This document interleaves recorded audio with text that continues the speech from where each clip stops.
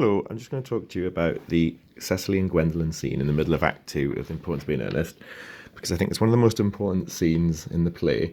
And I've just jotted down here 3 main reasons. I think it's the climax of all of the comic misunderstanding, because it kind of arises because of the Ernest Bunbury identities.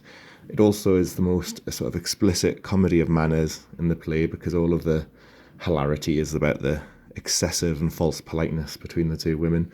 And it also is a good kind of comedy double act through the town and country divide. I think you could argue that Wilde is really mocking both the civilised sort of city girl Gwendolen and the naive country bumpkin Cecily equally, which is perhaps because of being Irish and being a bit of an outsider himself.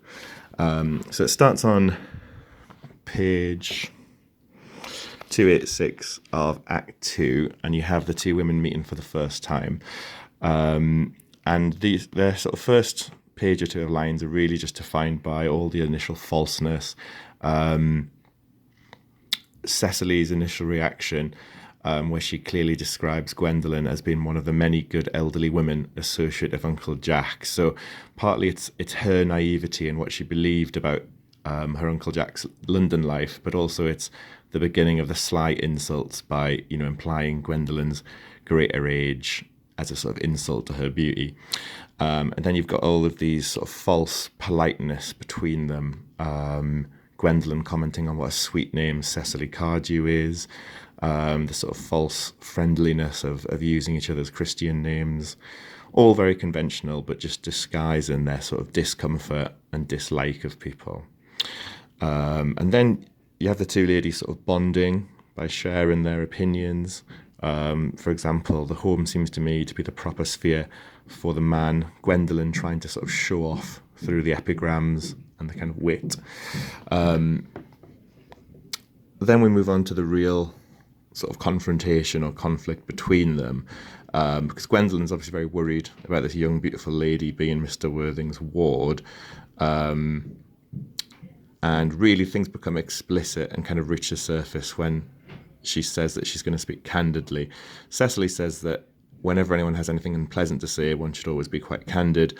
So it's very clear that the women are about to sort of clash over this and that there will be unpleasantness. Then you have the kind of very explicit focus on the name Ernest, which they both believe they're engaged to, and just really sort of centering that lie, that false identity, is what's sort of causing the conflict between the two female characters,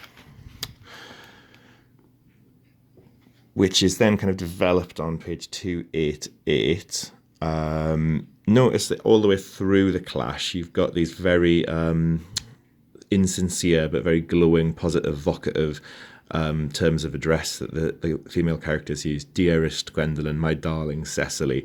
So they just really show the surface level politeness and friendliness, which we as an audience clearly know is false because of the clash that's going on. So that creates some dramatic irony. And then you have phrasing like Gwendolen saying there must be some slight error. So very sort of casual and minimised, rather than admitting how horrified she actually is to find that she believes her fiancé might have proposed to somebody else. And again, lower down, Cecily referring to Gwendolen's engagement as an unfortunate entanglement, so mitigating but really criticising the potential engagement between them. And then I think one of the funniest lines of this scene, why am I doing that, is at the bottom, Cecily saying that this is no time for wearing the shallow mask of manners. And I think that's a very explicit reference to this as a comedy of manners, because it could really be seen as Wilde just exposing how false and how insubstantial Victorian politeness and etiquette really is, through having Cecily make that sort of reference.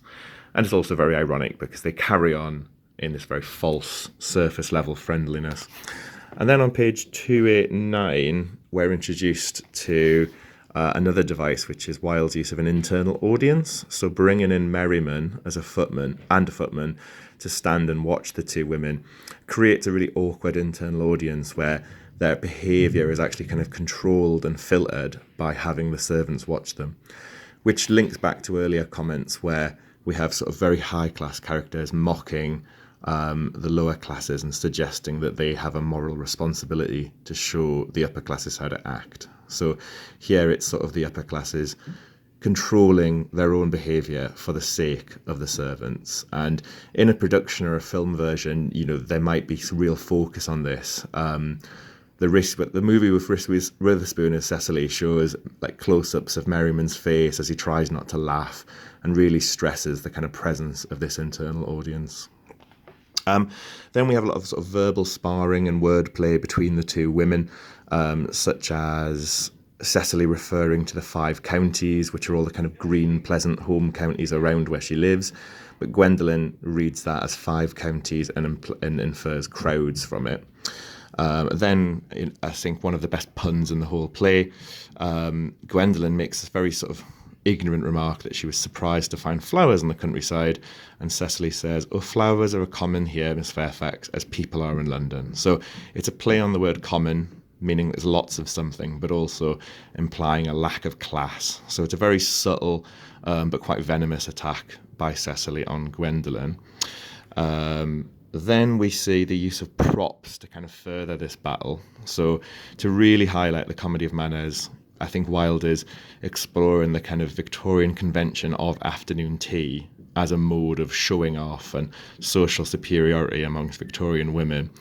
And so the sugar and the cake become like weapons for Cecily to attack and degrade Gwendolen. Gwendolen tries to show her superiority by reference and fashion, but we see Cecily serving excessive sugar, an excessively large slice of cake, and really it's the only kind of weapon she has and that she feels she can use, but it could be really stressed on stage through the actions or the sort of staging, making us focus in particular on those props. Then it all comes to an end on page 290. We kind of have a climax to their conflict in Cecily's last line, where she refers to many other calls of a similar character and is really sort of implying that Gwendolen is a whore and has other men to visit for the same reason. And then obviously the resolution comes in the arrival of Jack, so that they can visibly see that there are more than one Ernest, and the false identities can start to slowly unravel. And that's that.